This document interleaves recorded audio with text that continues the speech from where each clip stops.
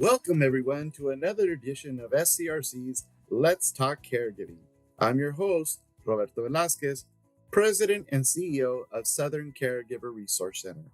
And I'm here, as always, with my co-host, Martha Rañón, our Executive Vice President. How are you doing today, Martha? Doing great, Roberto. Glad to be here. Fantastic. Today's special guest is Dr. Barry Jacobs. Dr. Jacobs is a clinical psychologist, family therapist, a principal for Health Management Associates, a national health care consulting firm, and an author. He's authored books such as The Emotional Survival Guide for Caregivers, another book that he co-authored with his wife, Meditations for Caregiving, Practical, Emotional, and Spiritual Support for You and Your Family, and the AARP Caregiver Answer book. Also wrote columns as well.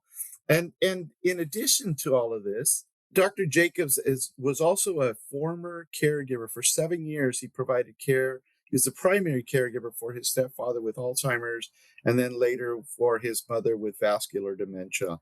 I want to welcome you, Barry, to the podcast today, and so glad you're here with us. Thank you so much, Roberto. Thank you so much, Martha. Really a pleasure to be here. So glad that you are here today because our topic, and this is something that we had been discussing for a while, is very interesting to me. We wanted to talk about specifically when caregivers dislike the care receivers they are caring for. And I know this is a heavy topic, but one that is definitely discussed among caregivers because sometimes when they get to the point that they are caregivers, there is a lot that has happened in their lives, a lot of baggage, shall we say, that kind of comes open when it's time for caregiving. And so I wanted to ask you, Dr. Jacobs, what is it that motivated you to really explore this topic? And please call me Barry. Martha, I'm not going to say I didn't like my mom in the years that I was caring for her, but what I would say is, I had a difficult relationship for many years where we had a lot of conflict, probably through most of my life. It was just part of the relationship, and Mhm. it wasn't like my mother did anything terrible or I did anything terrible, but we didn't see eye to eye on many things. And when it came time for me to be her caregiver, we again did not see eye to eye, and that made caregiving much harder for her, and harder for her, harder for me.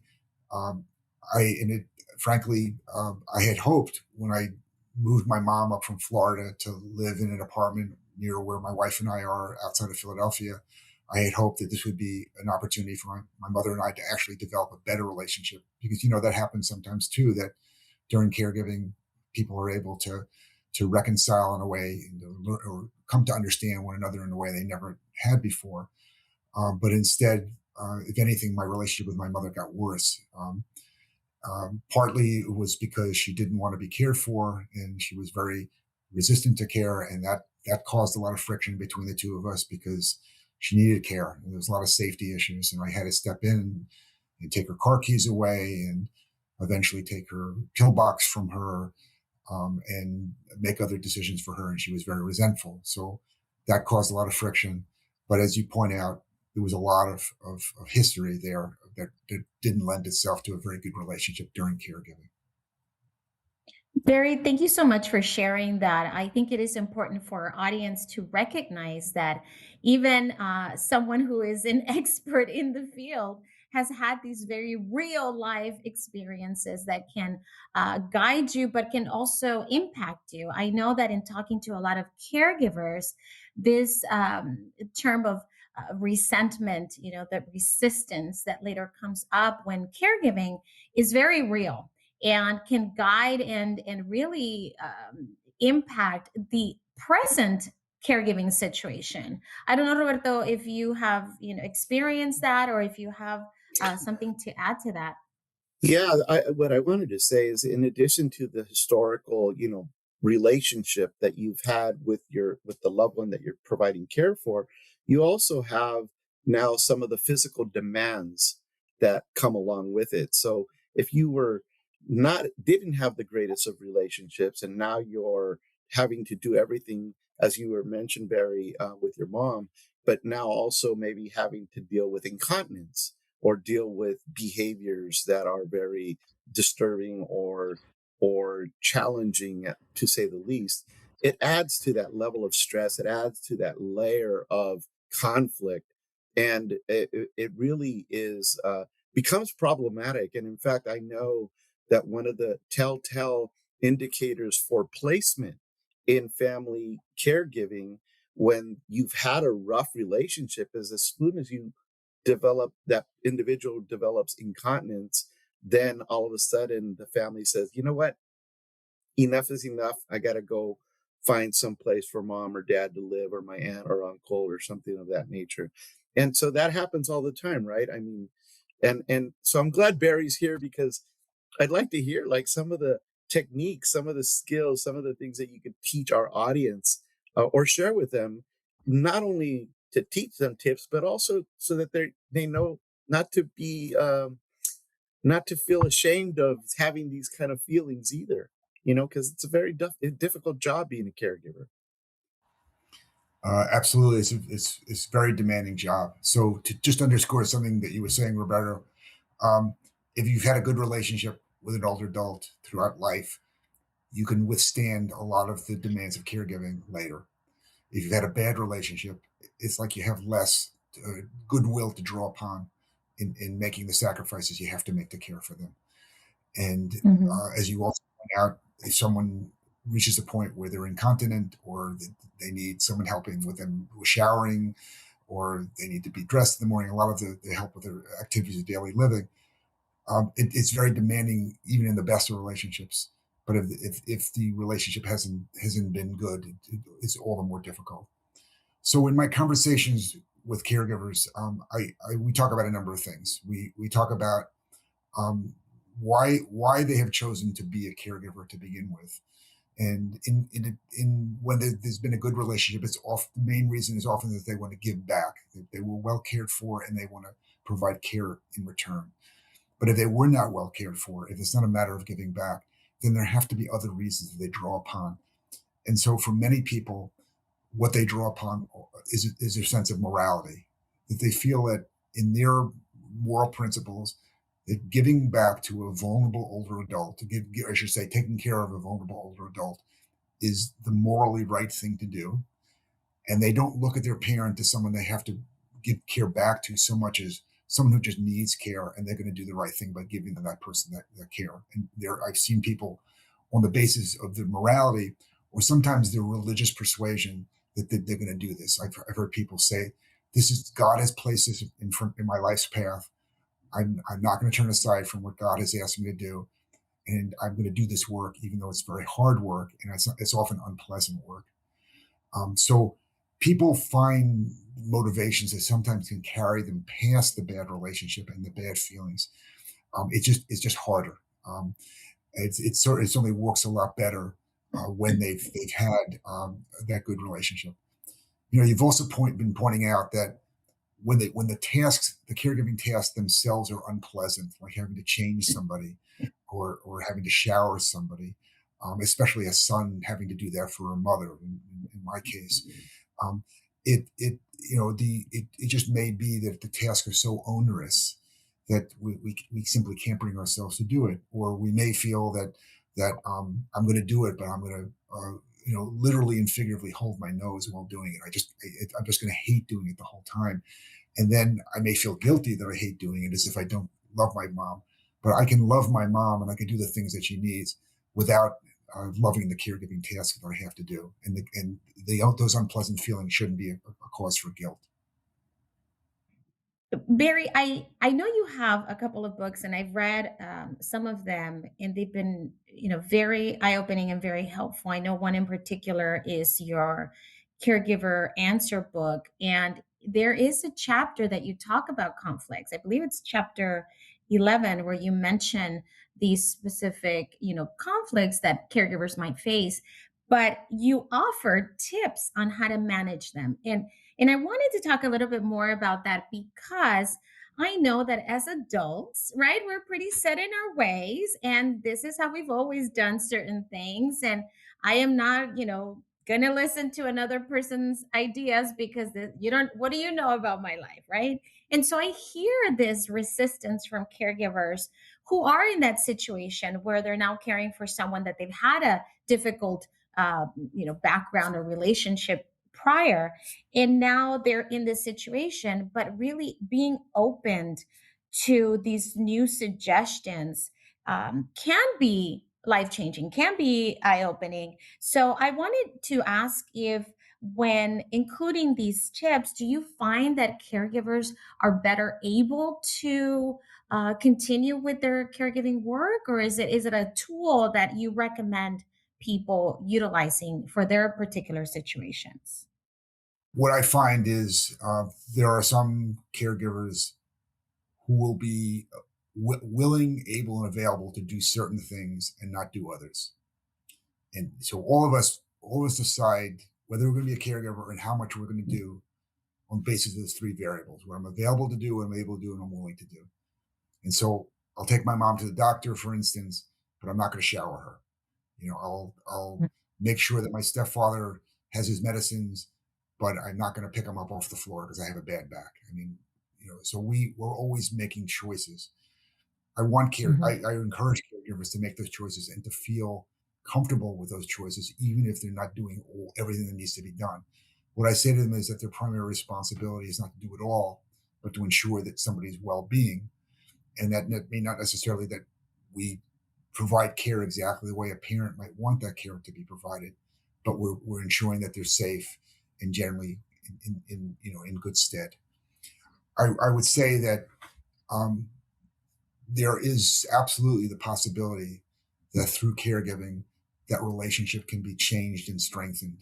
That particularly if an adult child has always had a parent who may have been very harsh with them, maybe was a bit of a bullying parent, and now sees that parent in a vulnerable way, they may come to empathize with that parent and come to understand them better, and that could improve the relationship.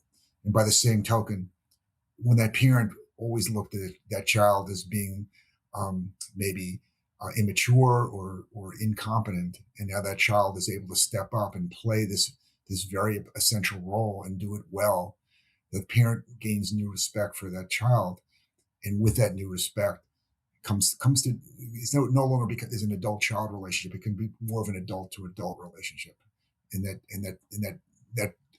caregiver feels better respected by that parent and responds in kind by better respecting them.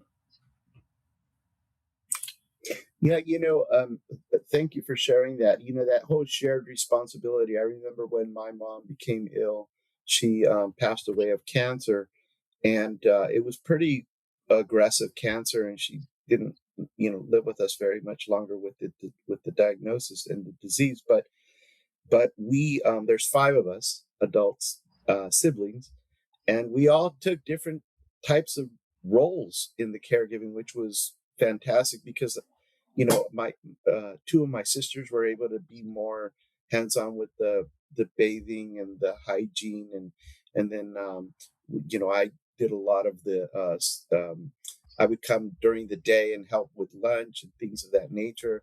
And then we started to hire an in-home care provider to help with the overnights a little bit. And so we all had different roles, and sometimes it was real pleasant because then we could just go and be there for a few hours instead of 24 hours a day, and where it becomes so overwhelming.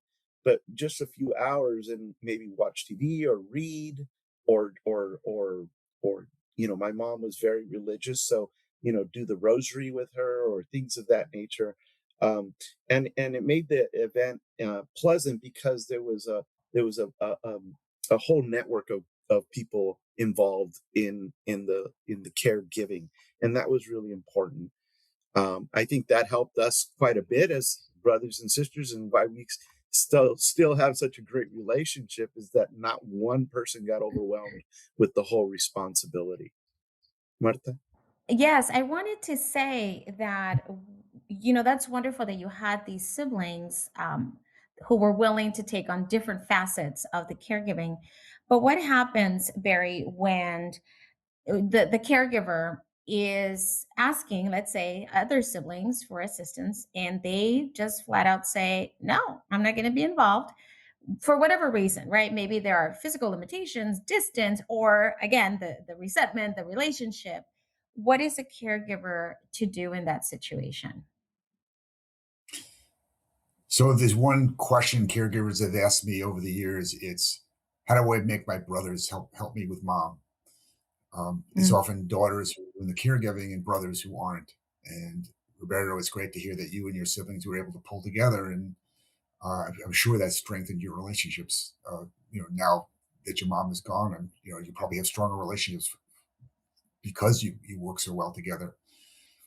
So, Martha, what I talk about in my book, the Caregiver Answer book, as well as just almost every day with caregivers, is I talk a lot about how um, we have to respect that each sibling is going to make a decision about what they can do, on the basis of and what they're willing to do, on their willingness, availability, and ability.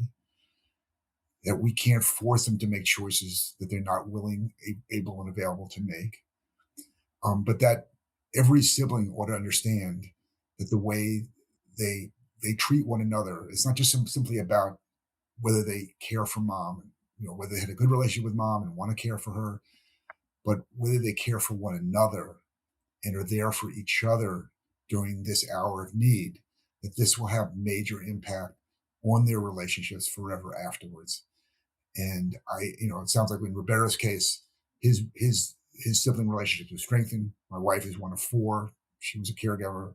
Their relationships were strengthened. With my brother and I did not see eye to eye during my mother's caregiving, and that weakened our relationship. And so, oftentimes just putting siblings on notice that this is not a small thing. This is a really big thing. The choices that people Mm. make, because people always remember them forever after.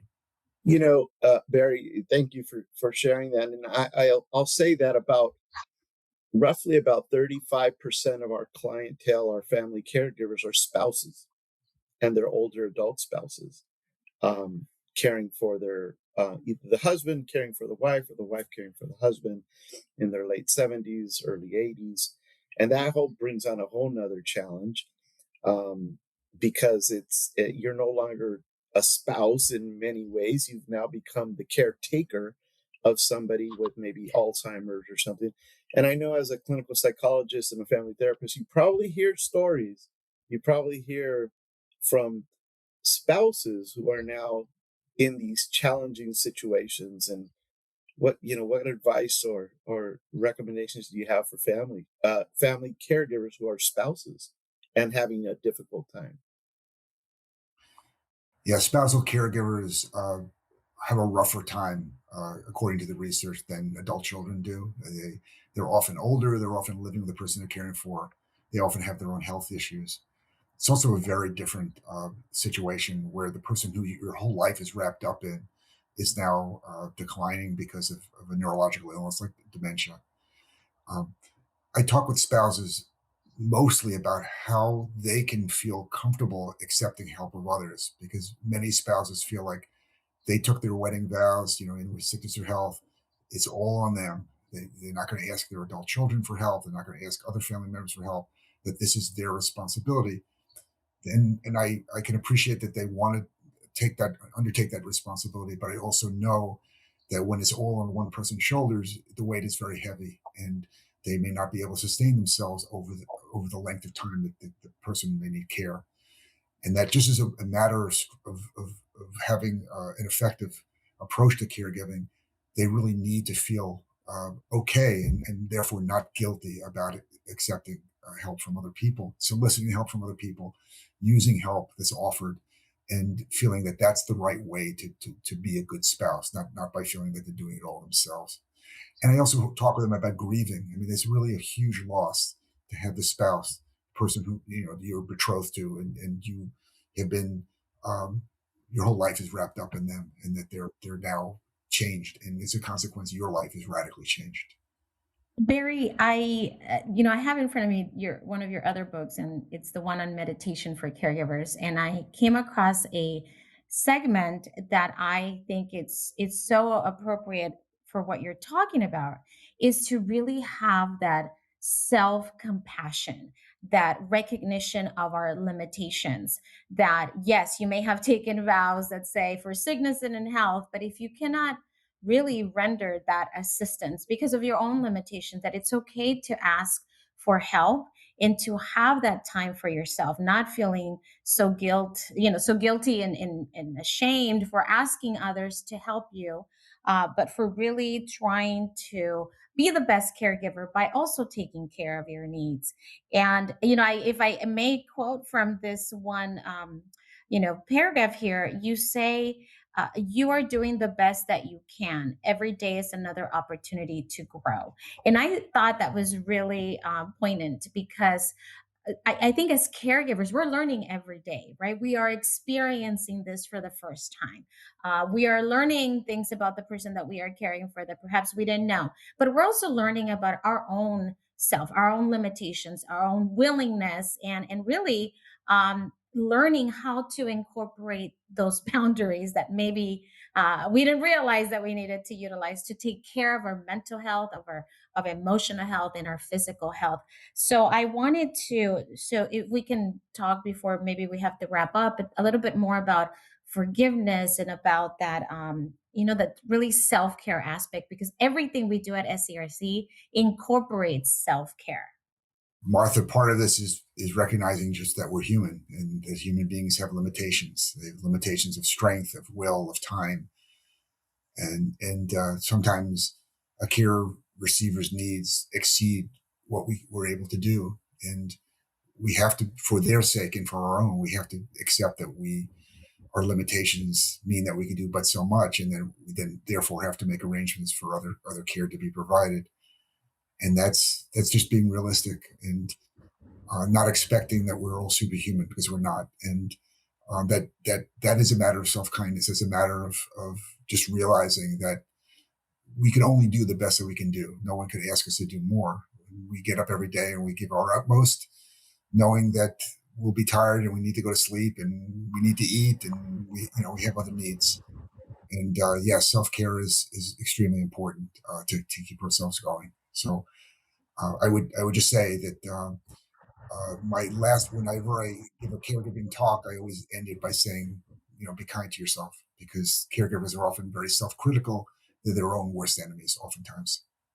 Absolutely. And Barry, thank you for that last word, because we are running out of time. But I just wanted to mention the other thing, and we're talking about shared responsibilities and accepting help. And when people connect with the Caregiver Resource Centers, or like Southern Caregiver Resource Center, they're connected with experts. They're connected with people who understand what it means to be a caregiver, who understand that you are overwhelmed, who know the resources in your local communities that connect you with additional support services for you and your family members. And it's really important to talk to a professional. It's very important to talk to a professional and accept that advice, accept that help, because like you said, you can't do it all alone, and we're only human. We can only take so much, as much as we want to be there for people. So thank you very much. Well, that's all the time we have left for this edition of Let's Talk Caregiving. To hear more of our podcasts, follow us on your favorite podcasting platforms or visit our website at scrc.care. I want to thank Martha for co-hosting another important discussion, Dr. Barry Jacobs for joining us today, and our audience for tuning in. If you're providing support to a loved one, you don't have to do this alone. Asking for help is not a sign of weakness, it's a sign of strength. To connect to our programs and services, visit our website at scrc.care or call us at 1-800-827-1008. If you live outside of San Diego and Imperial counties, visit caregivercalifornia.org and connect to the local Caregiver Resource Center nearest you. To support our efforts and make a tax-deductible donation, please go to scrc.care and click on the Donate tab. And remember, SCRC is here for you, Caring for those who care for others.